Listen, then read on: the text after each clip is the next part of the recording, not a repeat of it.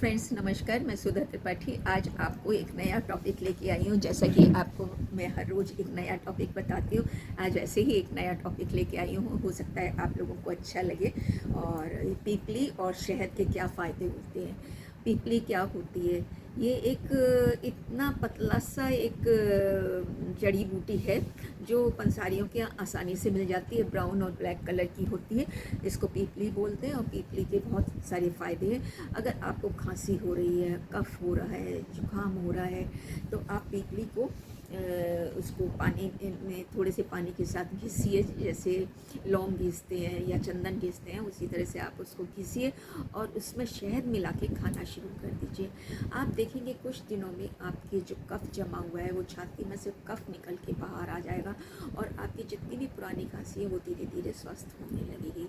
तो आप पीपली को उपयोग करने के लिए आप शहद मिक्स करके उस पीपली को खाएं तो आपका पुराना जमा हुआ कफ और खांसी दूर हो जाएगी। एक बहुत अच्छा पीपली एक बहुत अच्छा पाचक भी है। अगर आपको पाचन की समस्या है, गैस की समस्या है, ब्लॉटिंग की समस्या है, तो आप क्या करिए कि इसको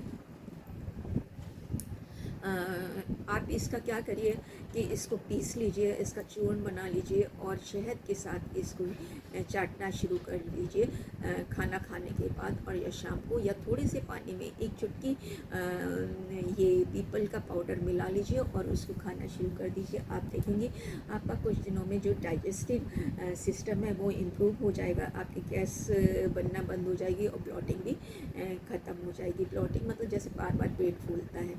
आप क्या करिए कि जैसे आप 150 ml दूध ले लीजिए, उसमें 50 ml क्या कहते हैं पानी मिला लीजिए और इसको गर्म कर लीजिए। गर्म करने के बाद इसमें पीपली डाल दीजिए। पीपली डाल दीजिए, कितनी डाली दीजिएगा, पीपली का जो पाउडर है 1 ग्राम या 2 ग्राम इसमें डाल लीजिएगा और इसको तब तक गर्म करिएगा जब तक ये 50 ml ना रह जाए, 150 ml ना रह जाए। क्योंकि 150 ml आपने दूध लिया और इसमें 75 ml आपने पानी मिलाया और इसको बॉईल किया। जब दूध 150 ml रह जाए तो इसमें आप पीपली का पाउडर मिलाइए और इसको सुबह खाली पेट पी लीजिए। तो आप देखेंगे आपका जो गैस है, पुरानी गैस जो बन रही थी वो नहीं बनेगी। आपका जो फैट डिपॉजिट है कूल्हे पे, कमर पे, बाहों में और थाइस में वो धीरे धीरे ख़त्म होने लगेगा, धीरे धीरे ख़त्म होने लगेगा। पीपली आपके पुराने से पुरानी खांसी जुकाम को ख़त्म करती है।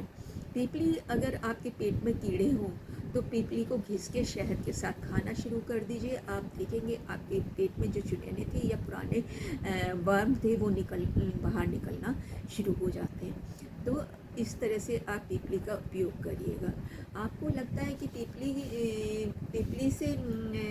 पीपली खाने से हमारा जो लंग्स कफ से भरे होते हैं, अस्थमेटिक होते हैं, पुरानी अस्थमा होती है, उन लोगों को पीपली बहुत फ़ायदा करती है। उसको भी शहद में मिला के चूर्ण या तो चूर्ण बना के पीस के रख लीजिए, तो 1 ग्राम चूर्ण इसको शहद में मिला के सुबह शाम खाना शुरू करिए। तो आपका कफ जो डिपॉजिट हो रहा है या बलगम जो आपको अटकती है, जो सांस क्योंकि ये कफ वगैरह जब निकल जाएगा तो लंग्स क्लियर हो जाएंगे। लंग्स क्लियर हो जाएंगे तो आपकी सांस नहीं फूलेगी और आपको एक वो अस्थमेटिक अटैक का जो फीलिंग होती है, वो सेंसेशन होती है, वो नहीं होती। तो इस तरह से अगर आप ये करते हैं तो पीपली बहुत अच्छा इफेक्ट देती है। आप अगर अपने मोटापे से परेशान हैं तो इस पीपली को घिस लीजिए या पाउडर फॉर्म में 1 ग्राम या 2 ग्राम ये रोज़ पीपली सुबह और शाम खाना शुरू कर दीजिए। खाली पेट खाएंगे तो बहुत अच्छा रहेगा। आपका जो फैट डिपॉजिट हो रहा है वो नहीं होगा, आपके पेट में जो कीड़े हैं वो नहीं होंगे, आपकी खांसी और लंग्स में जो हो रहे डिपॉजिट है वो नहीं होगा, आंतों में कीड़े फंसे हुए हैं या आपका ये पुरानी जो इंटेस्टाइन में ब्लॉक हो रही है, पॉटी जमा हुई है, वो सब निकल जाएगी। अगर आपकी स्प्लिन बढ़ी हुई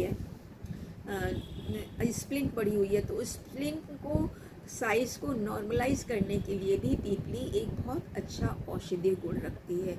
आप देखिएगा किसी की लोग कहते हैं कि मेरी तिल्ली बढ़ गई है, तो आप उसे घिसिए किसी चकले पे, या वो जो चंदन घिसने वाली चकली आती है उस पे घिसिए, पानी के साथ घिसिए, उसको उसको चम्मच में लीजिए, उसमें शहद मिलाइए और शहद के साथ आपका खाना शुरू कर दीजिएगा। तो आप देखेंगे आपकी ये चीज़ें प्रॉब्लम दूर होती जा रही है और स्प्लीन अपने नॉर्मल साइज़ में आ रही है। तो अगर आप इस तरह का करते हैं तो आपके लिए बहुत अच्छा उपयोगी ये रहता है।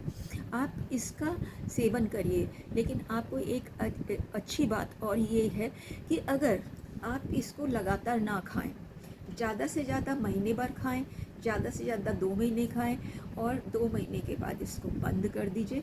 बंद करने के बाद आप देखेंगे आपका वजन कंट्रोल हो गया है, आपका जो गैस ब्लॉटिंग हो रही थी वो नहीं हो रही है, आपका लंग्स क्लियर है, आपकी स्प्लीन का साइज़ सही है। और इस तरह की जब चीज़ें होती हैं तो आप अच्छा फील करते हैं।